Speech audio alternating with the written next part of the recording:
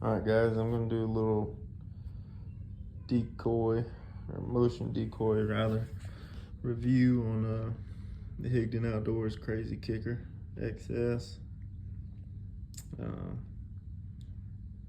Just right here on the outside of the box, and when you look the thing up, it's got all kind of advantages and things that come along with it. I think this alone by itself,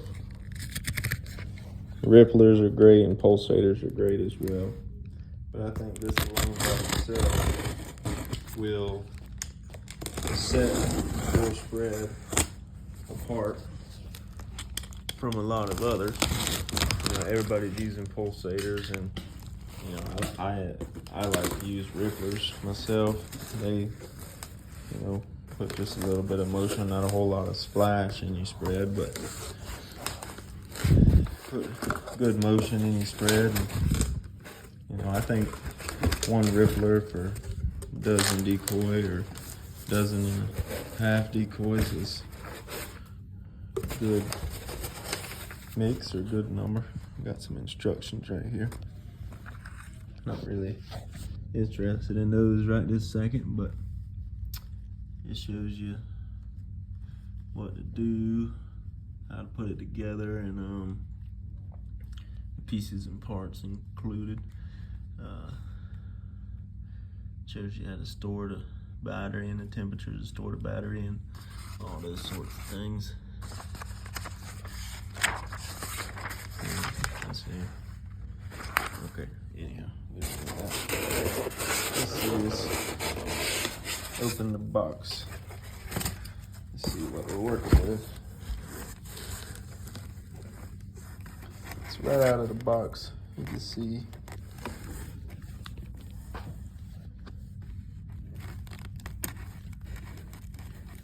actually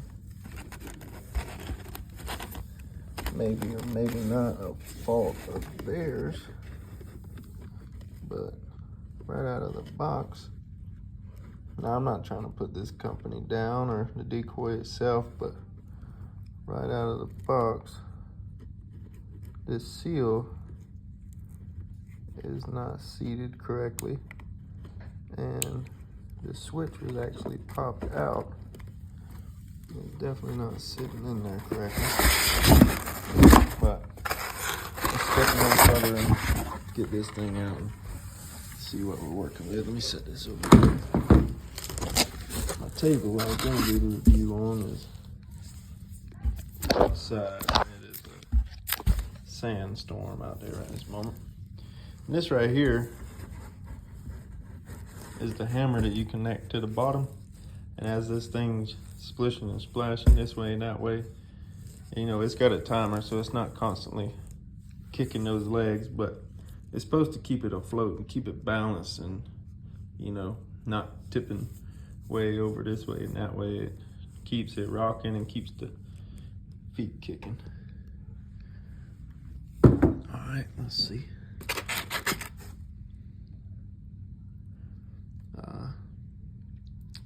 This is a little charger, but in my opinion, it should definitely not have been sitting down in the bottom of the box where it was. And like I said, again, I'm not trying to put down Higdon. I have quite a few Higdon decoys, and I can't tell you anything bad about them, to be honest. But sitting down here mashed by that thing, it actually weighs, that thing right there actually weighs quite a few pounds. I mean, it's not heavy, but it weighs a few pounds. Could have very easily broke that little plastic clip. Anyhow, see what we got in here. I imagine it's a charger and some batteries. No, just a charger and a charging port. Okay. So yeah, in my opinion, I would think this would have been in the box with that stuff there. Trying to keep it out of harm's way a little bit. Anyhow, so these feet, from my understanding, you know, you could separate them like this and get, you know, a lot of splash, constant splash, and when the timer's going off, or you can set them, you know, however you want to get, you know, a little different splash here or there like this. But I think just as long as it's out of the way of the base, you can set it like that, or you can kind of toe them in a little bit. But let's see what's up underneath here. I'm guessing that's their quality control sticker, saying that somebody took a look at it and it's all good. Everything seems to be connected well.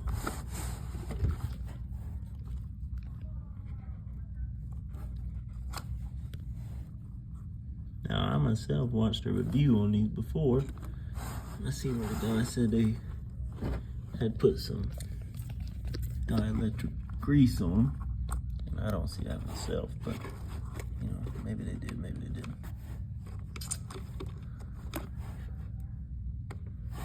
I may or may not do a part 2 of this weekend and actually put the thing in the water. Right now, I'm just kind of looking at the product itself and the quality. There's actually a tear right there. No big deal, whatever. It is what it is.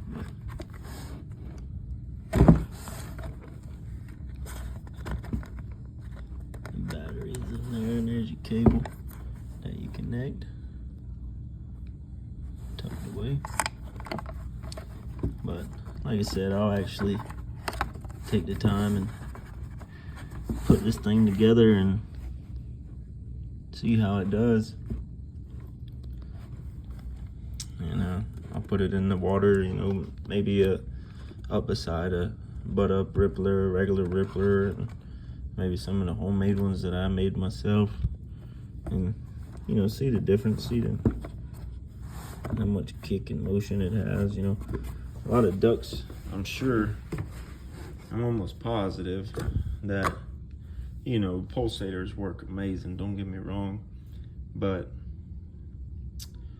just like the ducks are picking up on the mojos, I'm sure eventually they're going to start picking up on that pulsator as well, and this just kind of will set your spread a little apart, unless somebody else has the same thing, you know. Of course, I'm sure I'm not the only person with it, but this kind of will set you apart from others around you, especially if they don't have it. But one thing I can say is I think it'll work great, but another thing I can say is I'm not real impressed with the seal. See how it's sitting up right there? It's not really sitting down like I would think it should. There we go. Move it out of the way a little bit, but I'm still not really excited about how this is not sitting in there like it should have been whenever I received it. It should have been seated down in there, you know, from the factory itself. And from what I'm seeing here, this hole is, you know, not real circular, and actually kind of a little bit bigger than what I think it should be to be able to sit down nice and tight. But I guess as long as you're not drowning this thing under the water, I mean, it'll be fine up there, but really don't want no water to get in it if I can help it.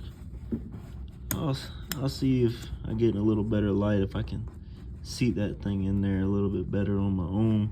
If not, I'll just put some super glue or silicone right around it, and that way I don't have to worry about it so much. But anyhow, thanks for watching.